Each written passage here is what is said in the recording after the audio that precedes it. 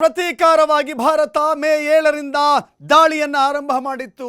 ಪತರಿಗುಟ್ಟು ಹೋಗಿದ್ದಂತ ಪಾಕಿಸ್ತಾನ ಯಾವ ಕಾರಣಕ್ಕೂ ಕೂಡ ಯುದ್ಧ ಮುಂದುವರಿಬಾರದು ಅಂತ ಹೇಳಿ ಪಾಕಿಸ್ತಾನ ಪದೇ ಪದೇ ಮನವಿಯನ್ನ ಮಾಡ್ತಾ ಬಂದಿತ್ತು. ಇದೀಗ ಭಾರತ ಪಾಕಿಸ್ತಾನದ ನಡುವಿನ ಕದನ ವಿರಾಮ ಘೋಷಣೆಯಾಗಿದೆ. ಸಂಜೆ 5 ಗಂಟೆಯಿಂದಲೇ ಕದನ ವಿರಾಮ ಜಾರಿಯಾಗಿದೆ. ಕದನ ವಿರಾಮವನ್ನು ಖಚಿತಪಡಿಸಿದೆ ಭಾರತ. ಮೇ 12ರಂದು ಮಾತುಕತೆಗೆ ನಿರ್ಧಾರವನ್ನ ತೆಗೆದುಕೊಳ್ಳಲಾಗಿದೆ. ಮೇ 12ಕ್ಕೆ ಮಾತುಕತೆ ನಡೆಯುತ್ತೆ. ಭಾರತ ಮತ್ತು ಪಾಕಿಸ್ತಾನದ ಅಧಿಕಾರಿಗಳ ಮಟ್ಟದಲ್ಲಿ ಡಿಜಿಎಂಒ, ಭಾರತ ಮತ್ತು ಪಾಕಿಸ್ತಾನದ ಡಿಜಿಎಂಒಗಳು ಚರ್ಚೆಯನ್ನು ಮಾಡ್ತಾರೆ.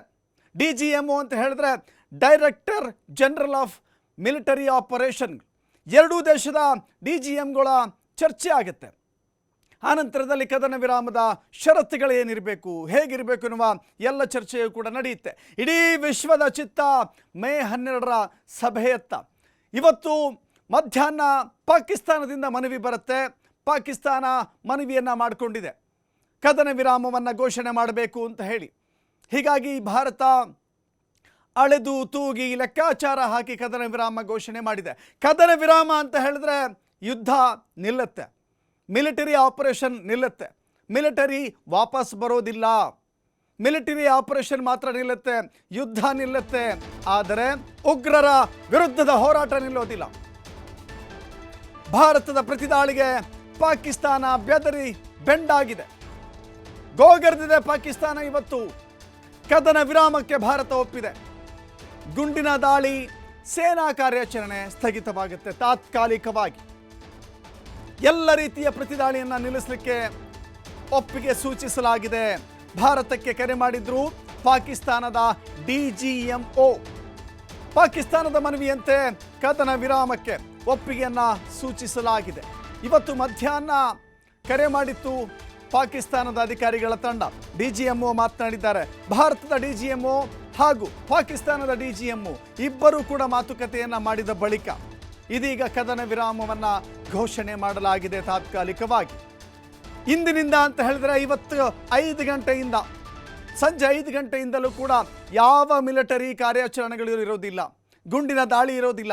ನಮ್ಮ ದೇಶದಿಂದಲೂ ಕೂಡ ಗುಂಡಿನ ದಾಳಿ ಇರೋದಿಲ್ಲ, ಆ ಪಾಕಿಸ್ತಾನದಿಂದಲೂ ಕೂಡ ಯಾವುದೇ ರೀತಿಯ ದಾಳಿ ಇರೋದಿಲ್ಲ. ಸದ್ಯಕ್ಕೆ ತಾತ್ಕಾಲಿಕವಾಗಿ ಎಲ್ಲವೂ ಕೂಡ ಸ್ತಬ್ಧವಾಗುತ್ತೆ. ಹಾಗೆಂದ ಮಾತ್ರಕ್ಕೆ ನಮ್ಮ ಮಿಲಿಟರಿಯನ್ನು ವಾಪಸ್ ತೆಗೆದುಕೊಳ್ತೀವ ಅಂತ ಹೇಳಿದ್ರೆ ಖಂಡಿತ ಇಲ್ಲ.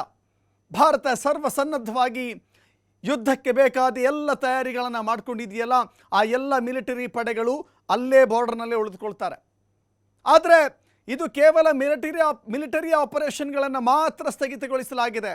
ಆದರೆ ಉಗ್ರರ ವಿರುದ್ಧದ ಹೋರಾಟ ಮಾತ್ರ ಇಲ್ಲಿಗೆ ನಿಲ್ಲೋದಿಲ್ಲ, ಅದು ಮುಂದುವರಿಯುತ್ತೆ ಅಂತ ಹೇಳಿ ಪಾಕಿಸ್ತಾನದಕ್ಕೆ ಎಚ್ಚರಿಕೆಯ ಸಂದೇಶವನ್ನು ಕೂಡ ಕಳಿಸಲಾಗಿದೆ. ಹಾಗಾದರೆ ಕಂಡೀಷನ್ಸ್ ಏನೇನಿರಬೇಕು? ಯಾಕೆ ಅಂತ ಹೇಳಿದರೆ ನೋಡಿ, ಯುದ್ಧ ಶುರುವಾಗಿದ್ದೆ ಪಾಕಿಸ್ತಾನದ ಕುಚೋದ್ಯತೆಯಿಂದ. ಪಾಕಿಸ್ತಾನ ಸುಖ ಸುಮ್ಮನೆ ಭಾರತದ ಮೇಲೆ ದಾಳಿ ಮಾಡಿ 26 ಜನರ ಜೀವವನ್ನು ಬಲಿ ತೆಗೆದುಕೊಂಡ ನಂತರದಲ್ಲಿ ಭಾರತ ಪ್ರತಿ ದಾಳಿ ಮಾಡಿದ್ದು.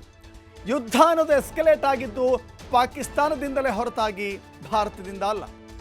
ಸೊ ಈ ಕಾರಣಕ್ಕಾಗಿ ಸದ್ಯಕ್ಕೆ ಎರಡೂ ದೇಶಗಳ ಡಿಜಿಎಂಒ ಮಾತನಾಡಿ ಇದನ್ನು ಒಪ್ಪಿಕೊಳ್ಳಲಾಗಿದೆ, ಕದನ ವಿರಾಮ ಘೋಷಣೆ ಮಾಡಲಾಗಿದೆ. Director General of Military Operations of Pakistan called the Director General of Military Operations of India at 15:35 hours earlier this afternoon. It was agreed between them that both sides would stop all firing and military action on land and in the air and sea with effect from 1700 hours Indian Standard Time today. Instructions have been given on both sides to give effect to this understanding. The Directors General of Military Operations will talk again on the 12th of May at 1200 hours. Thank you. Director General of Military Operations of Pakistan called the Director General of Military Operations of India at 15:35 hours earlier this afternoon.